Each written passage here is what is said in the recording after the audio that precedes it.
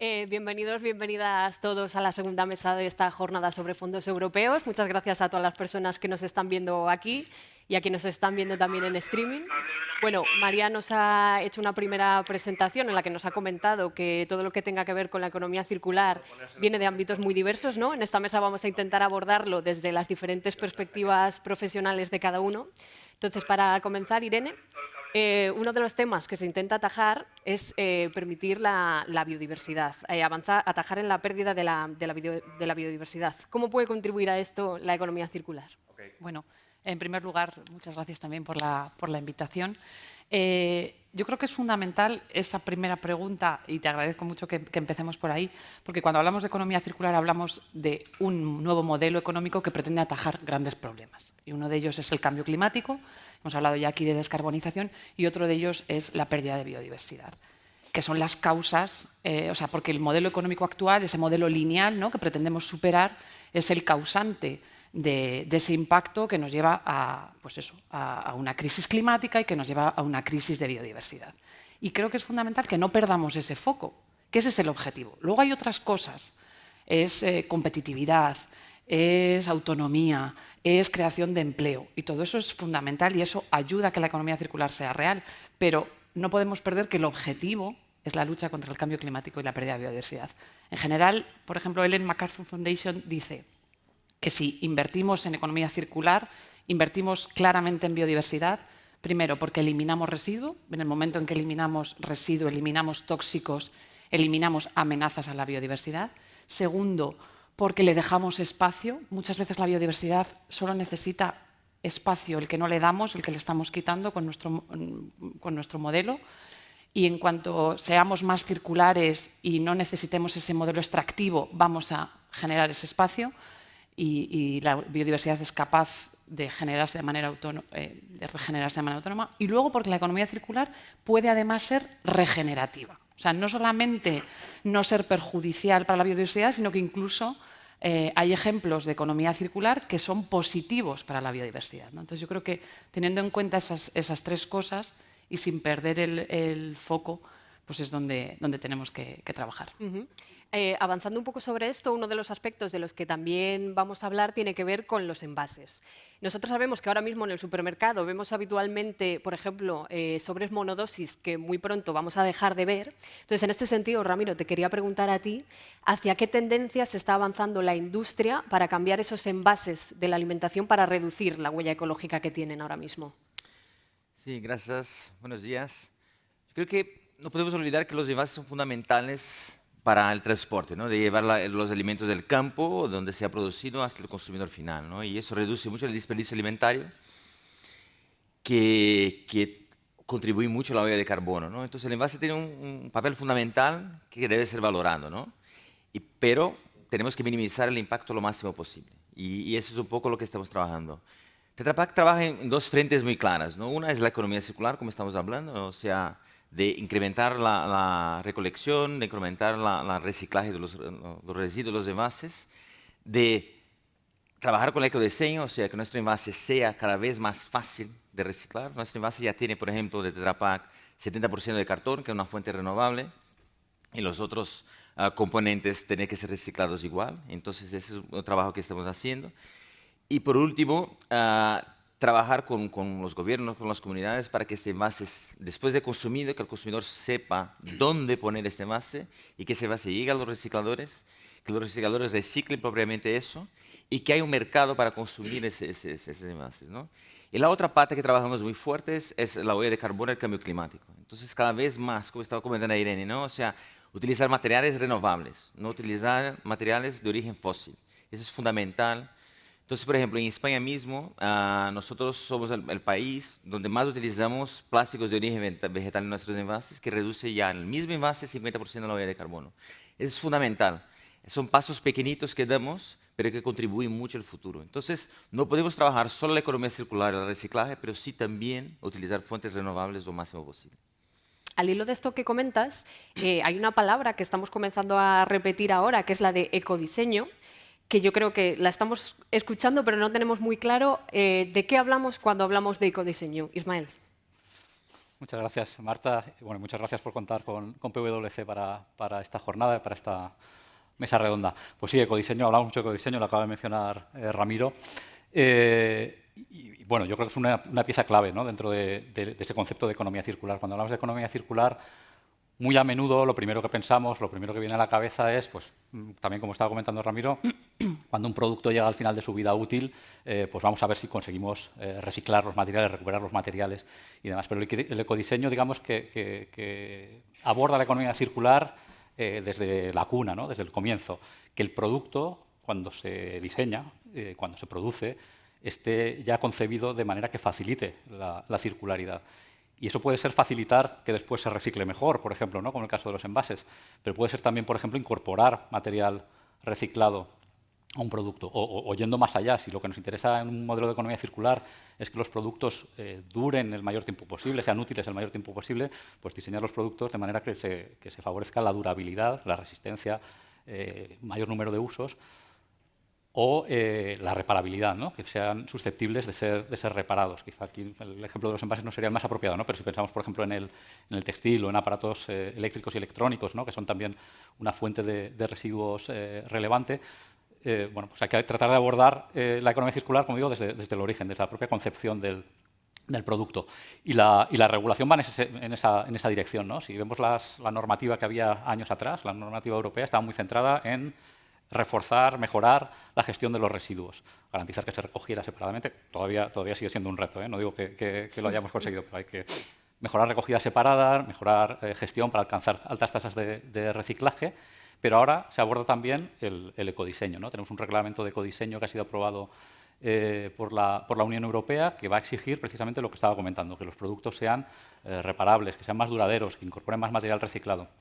Y eso vamos a ver cómo se traduce, porque el reglamento es un reglamento marco muy transversal, que luego tiene que ser desarrollado para productos, familias de productos, y en los próximos años vamos a ir viendo cómo se adoptan normas específicas, por ejemplo, para textil, va a ser uno de los primeros ámbitos en los que se va a adoptar normativa de desarrollo, pues qué se va a exigir al textil para que sea más duradero, para evitar el fast fashion, ¿no?, para que tengan más vida útil los productos, y también para que incorpore fibras recicladas, sean más fáciles de reciclar, el consumidor tenga también información sobre las características en materia de circularidad del producto. No solo el consumidor, hay una figura que es el pasaporte digital, muy interesante, que no solamente es útil para el consumidor, también para los propios recicladores, ¿no?, para que sepan qué pueden hacer con ese producto cuando llega al final de su vida útil, cuál es el mejor modo de reciclarlo, qué materiales contiene. En fin, es todo un cambio de concepto, ¿no?, abordando la circularidad desde el primer momento. Precisamente sobre esta importante crisis de residuos a la que hacemos frente, vamos a hablar ahora, Carmen. ¿De qué manera la economía circular puede contribuir a reciclar más, a atajar esta crisis de los residuos? Pues muchísimas gracias por habernos invitado aquí, habernos acogido para hablar de este tema tan importante. ¿De qué manera puede la economía circular atajar el problema de los residuos? En primer lugar, lo importante es a lo mejor no generarlos, que es el gran reto que tenemos. ¿De qué manera podemos utilizar ese ecodiseño para pensar primero si necesitamos consumir? Si necesitamos consumir, ¿de qué manera podemos producir de forma mucho más eficiente? Y a partir de ahí ir analizando cada uno de los distintos ámbitos de la cadena de valor con una concepción muy circular. Es decir, la principal actuación que puede hacer la economía circular es estar inmersa en cada uno de los eslabones de una cadena de valor, de una industria, de una economía y de los propios consumidores, ya sean públicos, privados, pequeños y grandes, para poder incorporar estos aspectos. El gran reto es ese, es cómo reducimos al máximo esos residuos, y a partir de ahí el segundo gran reto es, si se producen, de qué manera considerar que ese residuo no lo sea, sino que sea un subproducto, que sea un elemento que pueda ser otra vez puesto en funcionamiento en el ciclo industrial. Muchísimas gracias a los cuatro por estas primeras intervenciones. A continuación voy a lanzar unas preguntas más para el debate general, para que podamos hablar todas aquí sobre este tema. El PERTE que afecta a la economía circular se aprobó en 2022. Os quería preguntar, estos primeros pasos del PERTE, ¿cómo han sido? Irene. Bueno, yo por la parte que me toca, como órgano gestor de ese PERTE, luego mis colegas podrán hablar del otro lado. Bueno, o sea, hemos estado en una primera fase de cimentar algunas cosas, de plantear, es un PERTE de 500 millones de euros, el PERTE de economía circular, como sabéis. Todavía ahora mismo está en fase de todavía no se han publicado todas las ayudas, ¿no?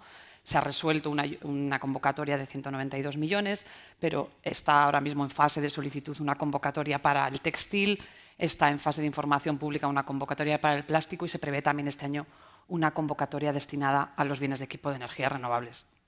Es verdad que, que en general yo creo que compartimos todos los gestores de fondos europeos que había una parte que era tener el dinero y otra parte que era realmente asentar las bases, organizar todo bien para que llegaran y que llegáramos a tiempo y que la cosa fluyera al ritmo que necesitábamos que fluyera, ¿no? Y ahí ha habido un proceso importante desde la Administración también de adaptarnos, de hacer una normativa específica que nos permita cortar algunos plazos y eso para muchos puede suponer un retraso, para otros es sentar unas bases para recoger frutos más adelante. Entonces, ahora mismo lo que sí tenemos claro es que la industria española tiene un interés enorme, que tenemos muchas solicitudes, que tenemos muchas consultas de si va a haber una segunda edición de la gente, por ejemplo, que se publicó en 2022 y no pudo estar o no pudo participar o no cumplía los requisitos en aquel momento y quiere ver si se... O sea, yo creo que sí que hay, que la industria sí que está esperando estos fondos y que está ávida de hacer ese cambio, esa transformación.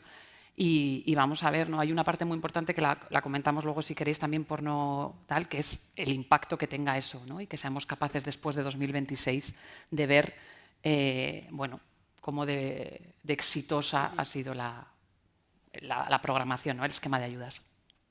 Carmen. Desde la universidad el impacto que tienen los PERTE es súper interesante, precisamente porque permite algo que creo que es fundamental, que es el que se pueda unir la investigación y la innovación que se hace desde esos entornos como son los universitarios para poder incrementar la innovación en la propia industria.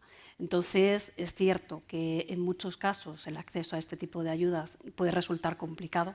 Reconozco que en muchas situaciones genera algún problema precisamente en ese cumplimiento de requisitos y demás, pero si se simplifican este tipo de actuaciones, puede hacer que se genere un elemento dinamizador muy importante precisamente por esa colaboración con la universidad, que ya de hecho somos beneficiarios de distintos fondos en este sentido, precisamente para promover la utilización de residuos y para poder generar nuevos productos. Gracias. ¿Cómo lo ves, Ismael? Bueno, yo el PERTE de economía circular, que además lo he visto desde el lado de la administración cuando era director general en el Ministerio y después desde el lado de la empresa, soy muy consciente de los difíciles equilibrios que hay que lograr para que sea exitoso y es complejo. Es verdad que hay muchísimo interés, como decía Irene, y lo vemos también desde el sector privado, desde PwC estamos apoyando a clientes que han solicitado ayudas. Pero es cierto que hay unos equilibrios que hacen complicada la gestión de las ayudas, ¿no? Tienes que ser un proyecto maduro para que pueda ejecutarse rápidamente, pero no puede haber empezado, porque entonces ya no puede ser beneficiario de las ayudas. El régimen de ayudas de Estado de la Unión Europea también condiciona muchísimo, tanto la intensidad de las ayudas como qué tipo de proyectos pueden llevarse a cabo. En ocasiones, determinadas tipologías de proyectos, precisamente en el ámbito de ecodiseño y tal, pues claro, cuando es gestión de residuos está claro que son temas medioambientales y pueden recibir ayudas. Cuando estamos hablando de ecodiseño, pues a veces ya te encuentras más dificultades para el encaje en la normativa de ayudas de salud. Entonces, todos esos equilibrios son complicados y yo creo que en buena medida es lo que ha supuesto un cierto retraso también en el despliegue de los fondos, pero interés hay muchísimo y yo creo que es relevante. Luego tienes también las circunstancias, ¿no?, de cada sector. Hay algunos que, claro, los umbrales mínimos de ayudas quizás son muy altos para algunas empresas pequeñas, ¿no?, y les cuesta mucho plantear proyectos que puedan acceder a los fondos. Como digo, son equilibrios muy difíciles. No sé si habrá una segunda parte.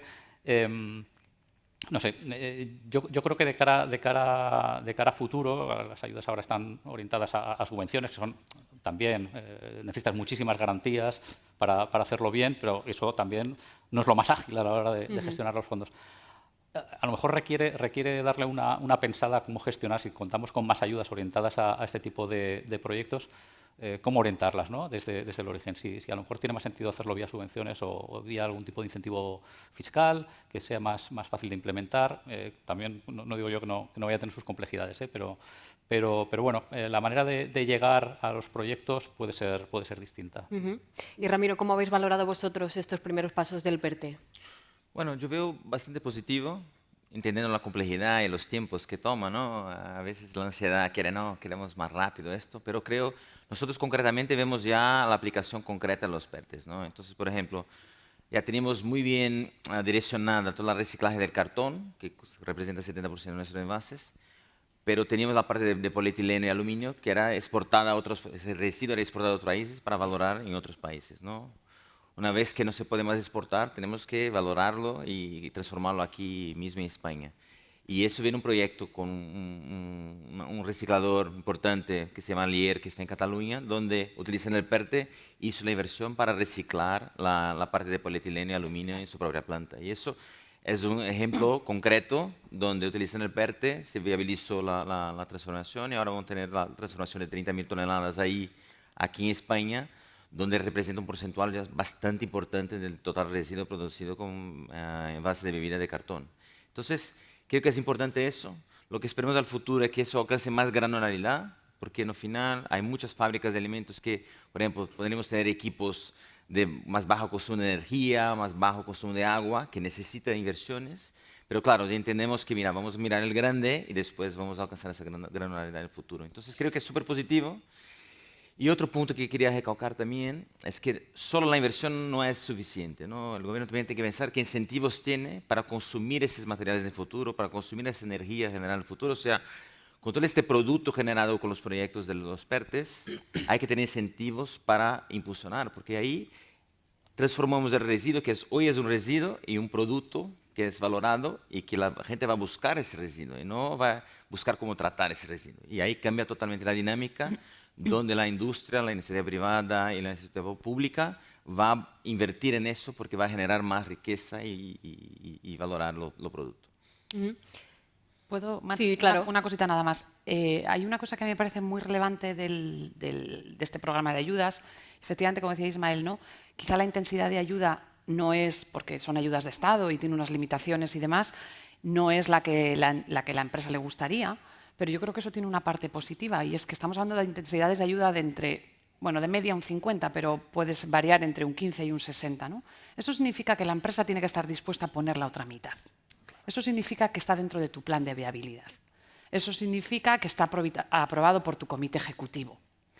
Y eso para nosotros es una garantía de que va a pasar, porque si esa empresa está dispuesta a poner el 50%, bueno, esta ayuda efectivamente le ayuda a que la rentabilidad sea más rápida o a que efectivamente hagas algo que igual tenías previsto a 2029 y lo adelantas. Y eso para algunos puede ser un hándicap, decir, uy, yo si solo me dan el 50% no voy. Pero a nosotros desde la parte de la ejecución es una garantía de éxito, porque son cosas ya viables. Y creo que ese punto, bueno, tiene sus pros y sus contras, pero desde un punto de ejecutar los fondos y de hablar de economía real, cuando detrás hay unos inversores dispuestos a poner el otro 50 o incluso el otro 60 o el 65, pues eso es que tiene sentido, ¿no? para la empresa, más allá de aprovechar pues una llegada económica. Sí. Bueno, está claro por lo que estamos hablando que nos encontramos ante una crisis muy acuciante en tiempo. Entonces, os voy a hacer una pregunta quizá un poco pesimista, pero ¿cuál es vuestro diagnóstico? Es decir, ¿estamos a tiempo, tal y como vamos ahora, para frenar la crisis climática o necesitamos acelerar un poco más todas estas medidas de las que estamos hablando? ¿Quién quiere abrir la veda? Esto va más, Yo creo que mucho más allá del tema, ¿no? De economía circular, ¿no? Es evidente, ¿no? Que nos encontramos ante uno de los grandes retos de este siglo, ¿no? Para todos los países, para todas las economías, para toda la humanidad. Y los datos no son muy halagüeños. Las emisiones de gases de efecto invernadero siguen siendo muy elevadas. no conseguimos que decrezcan, sobre todo no conseguimos que decrezcan al ritmo que tendrían que reducirse para cumplir con los objetivos del Acuerdo de París, los objetivos del Acuerdo de París, que son los que vienen marcados por la ciencia, ¿no?, y por el panel intergubernamental para el cambio climático. Y lograr esos cambios lograr alcanzar esos objetivos requiere cambios muy drásticos y muy rápidos. Y cuanto más demoremos la acción, cuanto más demoremos esa reducción de emisiones de gases de efecto invernadero, más abrupto tendrá que ser la trayectoria, ¿no?, más difícil, más desafiante y más radical tendrá que ser los cambios. Y en ese contexto, pues la economía circular, por traerlo otra vez de vuelta al tema de la mesa, en principio está llamada a jugar un papel fundamental, pero estamos muy lejos también. Antes ha habido una mesa sobre energía, ¿no? Todo el ámbito energético está caminando hacia la descarbonización de una manera muy decidida, con cambios muy profundos, todavía muy lejos quizá mucho más rápido, más avanzado en el ámbito de la generación de energía eléctrica, más complicado en otros ámbitos como el transporte. En el ámbito de la economía circular todavía queda mucho recorrido. Estamos casi empezando, diría, ¿no? Estamos incumpliendo objetivos en materia de gestión de residuos, por empezar por lo más fácil, digamos, y yendo a lo más difícil, a incorporar esas ideas de ecodiseño, ir hacia modelos de productos más duraderos, más reparables y demás. Bueno, estamos casi dando los primeros pasos. Carmen, ¿cómo lo ves? ¿Hay que acelerar en estas medidas de economía circular? A ver, hay que acelerar, pero con cuidado. Me explico.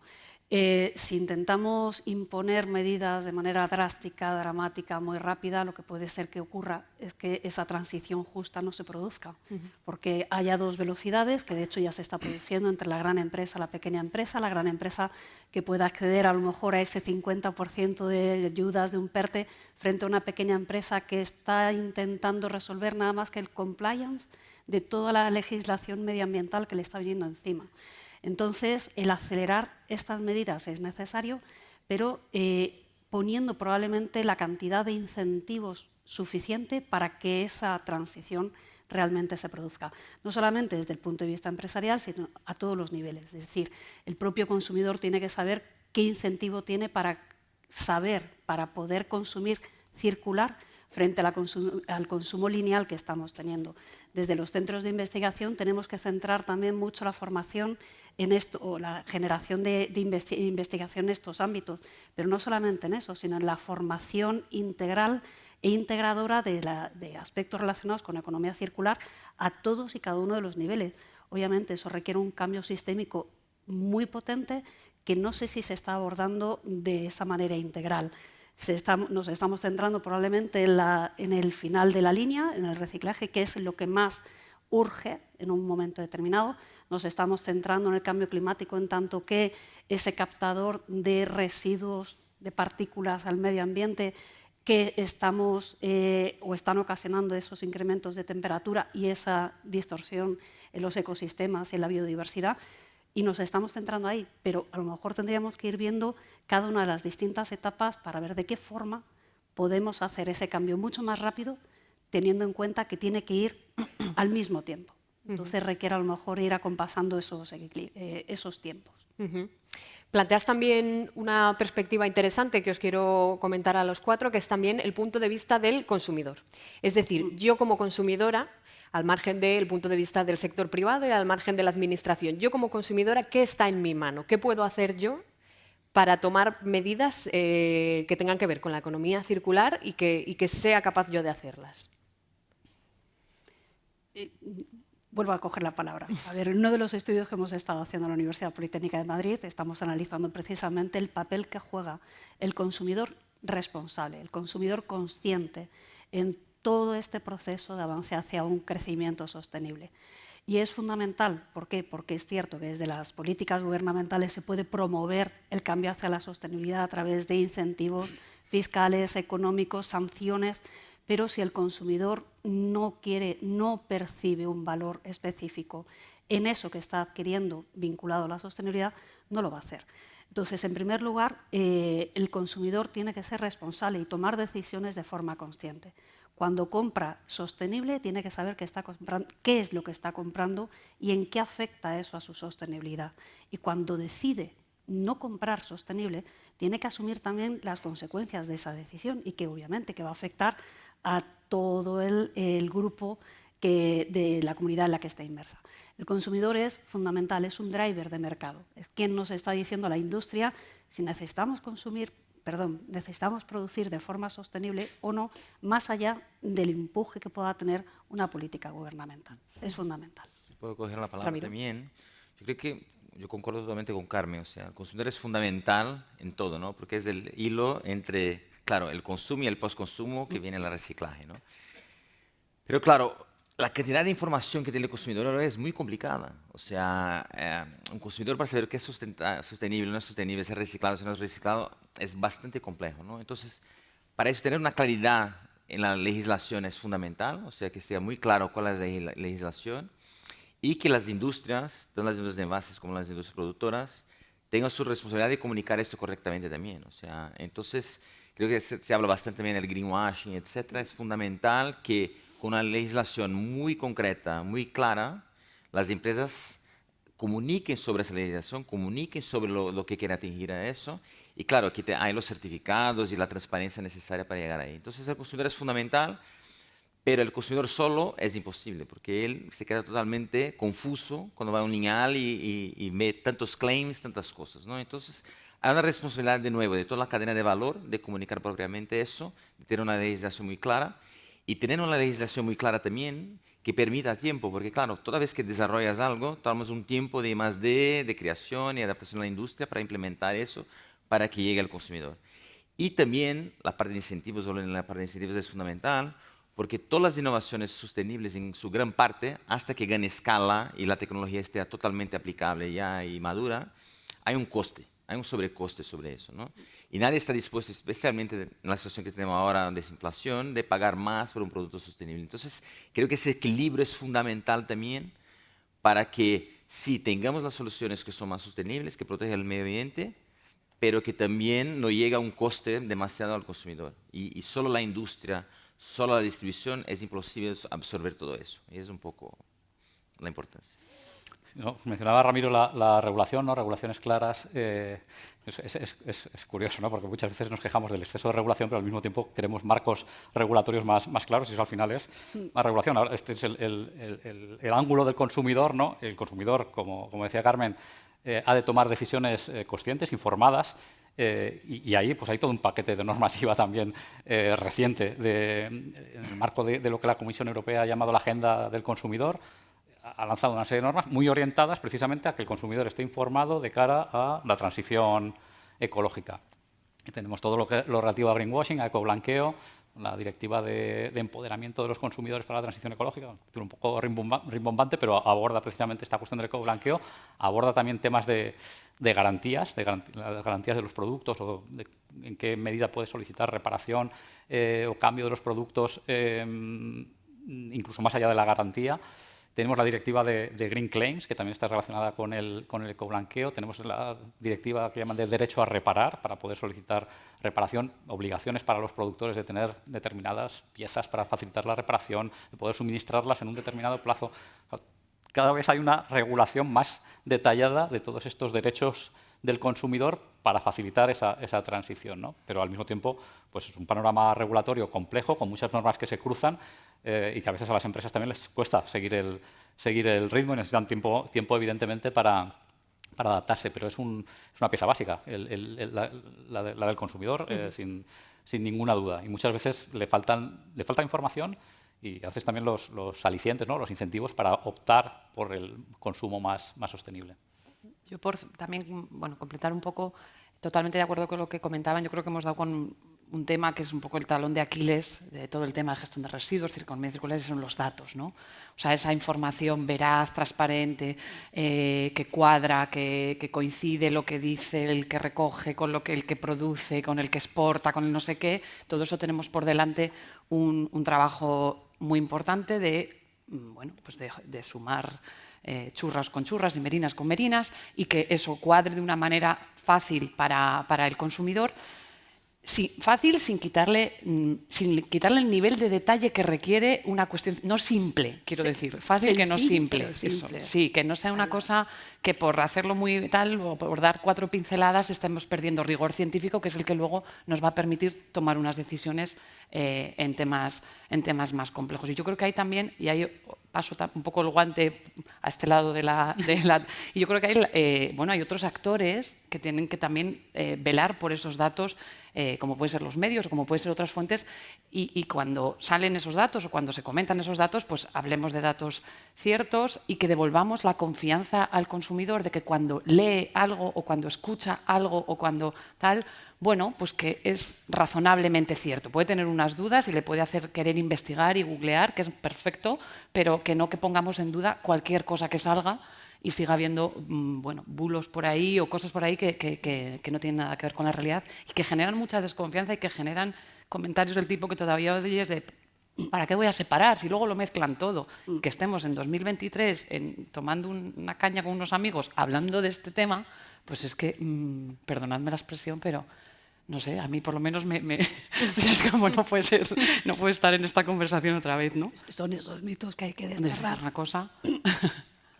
Pues a raíz también de esto que hablamos que tiene que ver con la desinformación, con los bulos, con estrategias de marketing. Incluso os quería justo traer este tema que ha mencionado también antes un poco, el greenwashing, lo que llamamos el ecopostureo ahora, ¿no? Corremos el riesgo de, por el camino, al intentar atajar este problema, caer en algún momento en el greenwashing y no en un cambio real. ¿Corremos ese riesgo? ¿Cómo lo veis? ¿Ramiro? Yo creo que sí y no. O sea, claro, si hay mucho el ecoblanqueo, sí que es peligroso, ¿no? Pero creo que la industria, volviendo al tema que estaba hablando, la predisposición de la industria a invertir los 50% de lo que sea, o sea, creo que hay un sentido común ya en la industria que eso es fundamental y es una cuestión de sobrevivencia que tú tienes que invertir en eso. Entonces creo que se van dando pasos concretos a eso. Claro, pero exagerar en ese tema, etcétera, puede quemar un poco la imagen de estos mensajes, de esa comunicación que sirve para aclarar al consumidor y que el consumidor aprenda más y decidir qué es reciclaje, qué no es reciclaje, si es sostenible, si no es sostenible. Y ahí el consumidor no quiere más escuchar sobre eso, ¿no? Por no creer en la información. Entonces, creo que ahí está el peligro. Pero creo que, de facto, la industria está caminando para eso. O sea, vemos nuestros clientes, ¿no? Todos los días invertir en equipos que economizan más energía y más agua. Todos los días los clientes buscando envases que sean más sostenibles, que tengan fuentes renovables, que sustituyan el plástico de origen fósil por origen vegetal y que sea renovable. Para nos forzando y nos empujando para que tengamos, por ejemplo, que estamos desarrollando ahora una barrera alternativa de papel, o sea, para incrementar la cantidad de papel en nuestro envase y que consecuentemente va a incrementar el valor para el reciclador para querer más envase para reciclar.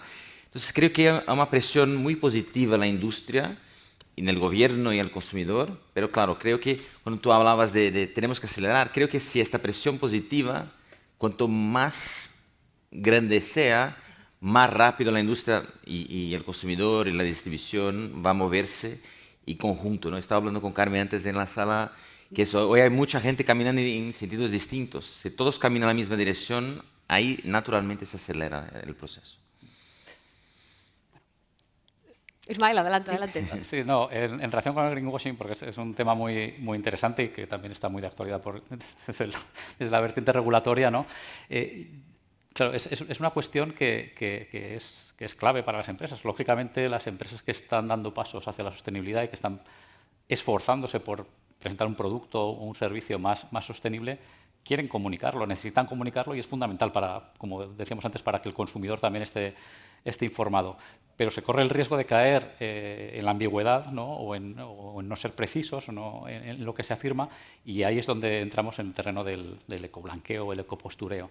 Y esto tiene una triple dimensión, porque afecta a los derechos del consumidor, que a veces pues, no recibe la información correcta, afecta a los objetivos ambientales, porque si al final el consumidor va hacia opciones que considera que son sostenibles y no lo son, no estamos ayudando al medio ambiente y al revés, ¿no? Está dejando de consumir productos que sí que contribuirían a esa transición ecológica, pero además tiene una tercera dimensión muy importante, que es la propia competitividad y el régimen de competencia en términos leales entre empresas, ¿no? De hecho, la Directiva de Empoderamiento de los Consumidores revisa la normativa de competencia desleal y considera que es competencia desleal el greenwashing, ¿no? La comunicación que no es suficientemente clara y precisa sobre un producto en términos ambientales. Y esto, claro, es una pieza central para la Unión Europea en cuanto a garantizar unas reglas del juego en el mercado interior, y por eso también lo ha abordado. Hay una preocupación ambiental, pero hay una preocupación económica clara, y quizá me gustaría destacar que lo que me está llamando más la atención en los últimos meses es, primero, cómo las empresas cada vez están más pendientes de este tema, incluso de qué comunican los consumidores, y no hace falta que pongamos ejemplos porque están en los medios, en la prensa económica continuamente.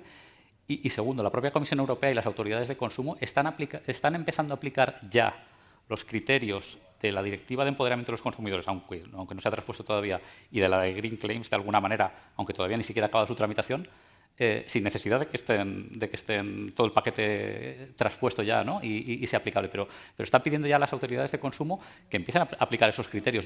No puedes decir que tu producto es eco sin más, no puedes lanzar afirmaciones medioambientales genéricas, tienen que ser concretas y tienen que estar respaldadas por datos. Todo eso, que además cuando entre en vigor la directiva de Green Claims va a exigir además una evaluación de las afirmaciones y una verificación por un tercero independiente, que va a ser un cambio muy profundo. De alguna manera ya se está empezando a exigir como criterios de interpretación de la normativa vigente en materia de competencia desleal. Y ahora mismo es un tema muy candente entre las empresas. Carmen. Yo quería apuntar otro punto. Es que en esta parte del greenwashing obviamente tiene que ver mucho con esa comunicación que de alguna manera hacen las empresas hacia sus consumidores, pero también tiene que ver con el qué somos y qué son las empresas. Entonces, en este sentido, la nueva normativa que hay de reporte de sostenibilidad corporativa, que empieza a incorporar la taxonomía de actividad sostenible, se centra expresamente en las actividades vinculadas con economía circular en uno de sus actos delegados. Y nos dice qué es economía circular y qué no es economía circular. Y no solamente es decir lo que es y lo que no es, sino en las empresas cuánta inversión dedican expresamente en términos económicos a ese cambio hacia la economía circular y qué parte de gasto operativo es la que está involucrada en todo el ámbito. Por tanto, ya tenemos un elemento de medida muy claro para saber hasta qué punto una empresa está aportando valor sostenible vinculado con la economía circular en base a lo que le cuesta, lo que sale de un bolsillo de inversión. A partir de ahí, obviamente, eso va a tener luego una trascendencia en el consumidor cuando analice si esa empresa que dice ser sostenible realmente lo es porque está apostando con dinero, contante y sonante, verificado, en esa transición. Por lo cual, efectivamente, aquellos que quieran seguir con ese postureo pues podrán seguir estándolo. Lo que sí es cierto es que, desde el punto de vista de la propuesta de valor percibida por un consumidor y por la sociedad en general, probablemente queden un poco retirados. Irene, ¿estás de acuerdo con estas reflexiones? Sí, o sea, ya hablamos de ecopostureo, greenwashing. Yo a veces digo, ya estamos en el circular washing también, ¿no? O sea, ahora todo es circular, todo el mundo tiene un departamento. Yo trabajo en un área de economía circular, pero quiero decir que todo es circular. Bueno, es un poco simbólico, pero es que el círculo es la perfección y en eso no estamos. Entonces estamos en tender a la circularidad. Vamos a ver si llegamos al hexágono, pero quiero decir, tengo un proceso circular, vas a una industria, tengo un proceso circular. No. Hay por ahí en la web de la Unión Europea un símbolo que seguro que habéis visto, de muchos colorines, y entonces siempre hay una parte de residuo que sale, siempre hay algo que entra que no se sabe muy bien de dónde viene. O sea, yo creo que desde esa perspectiva, sin perder ambición y sin perder eso que hablaban en la mesa anterior, ¿no? Esas grandes revoluciones, que creo que es hacia donde tenemos que tender. Bueno, pues yo estoy haciendo esta parte de mi proceso más circular, yo estoy consiguiendo reducir esto, tengo estos datos, tengo y todo eso, insisto, vuelvo otra vez a los datos, pero es que creo que es fundamental para la toma de decisiones, que es en lo que estamos también, la parte en la que yo estoy, pues desde esa modestia, sin perder ambición, es desde donde tenemos que trabajar. Tendemos a la circularidad. Bueno, tendemos. Vamos a... Quiero complementar eso. Creo que mismo la industria y las marcas y la distribución quiere eso, esa claridad, porque Porque cuando tú inviertes de verdad en la economía circular, esto cuesta más. Y claro, alguien que está promoviendo que es circular y no es circular, va a tener un producto más barato en el lineal y quizá va a ganar la competencia, es lo que estaba hablando Ismael aquí. Entonces es fundamental que tenga esta calidad, porque quien de verdad está invirtiendo en la circularidad va a tener un sobrecoste y tiene que ser valorado eso por el consumidor, por el gobierno, por la distribución o por quien sea. Os voy a hacer una última pregunta ya para ir cerrando la mesa. Si solo tuvierais que elegir un reto a futuro, ¿cuál creéis que es el gran reto al que nos enfrentamos ahora en la economía circular? ¿Cuál es el gran reto? Irene, que me has muy puesto, rápido, que y me lo has he dicho puesto ya, mala cara. lo he dicho muchas veces, los datos. Para mí los datos, que realmente llevamos mucho tiempo hablando del tema y nos faltan datos que ya empezamos, ya hay mucho camino recorrido y ha habido mucha normativa nueva que tiende a eso, pero que seamos capaces a nivel estatal de dar unos datos fiables y europeos de dar unos datos fiables con los que nos sentamos cómodos como ciudadanos, como administración y como empresa. Carmen. Desde mi ámbito, obviamente, el reto es la investigación, la innovación y la transferencia hacia la industria, de forma que de manera continua se vaya viendo de qué forma esas salidas del sistema o esas entradas incontroladas se puedan reducir cada vez más. Creo que ese es un gran reto. Ismael. Bueno, yo diría que veremos que están cambiando las cosas cuando logremos, hemos hablado de reciclaje, ¿no? Y de reparar y de durabilidad. Veremos cambiar las cosas cuando efectivamente se reduzca la generación de residuos y se reduzca también el consumo de materia prima virgen, ¿no? Y ahí estaremos teniendo un impacto real. Ahí habrá un punto de inflexión. Yo creo que todavía estamos lejos de eso, ¿no? Por más que se están adoptando medidas, eso en un modelo de consumo como el que tenemos es difícil dar ese salto y se están haciendo muchos esfuerzos por las administraciones, por las empresas, pero ahí es cuando realmente veremos que están cambiando las cosas. Y Ramiro, qué gran reto. La ventaja de ser el último que puedo concordar con todos, creo que son todos retos importantes, pero añadiría otro más que hablé aquí, ¿no? Creo que la valoración de la solución circular o ambiental, porque en el final hay muchas soluciones que existen, o tecnologías existentes para mejorar los envases, los productos de mercado, pero porque llega un coste, un sobrecoste al consumidor final, no se avanza, ¿no? Entonces, también está un poco en nuestra mano de valorar un poco las soluciones ambientales, y si el consumidor tiene que pagar por eso, o todos los elos de la cadena hay que absorber este coste, porque las soluciones hay. Podemos avanzar más rápido, pero no avanzamos porque al final va a quedar parada el lineal y nadie compra, ¿no? Entonces, yo añadiría eso, o sea, tenemos que valorar como consumidor, como ciudadano, la solución ambiental y saber que esto tiene un coste en la cadena de valor, pero estamos haciendo bien el planeta. Pues con estas reflexiones finales vamos a acabar nuestra mesa. Muchísimas gracias a los 4 ponentes por venir hoy a las jornadas de fondos europeos del diario.es. Muchísimas gracias a la gente que está aquí de público y muchísimas gracias también a la gente que nos está siguiendo en streaming. Gracias. Gracias.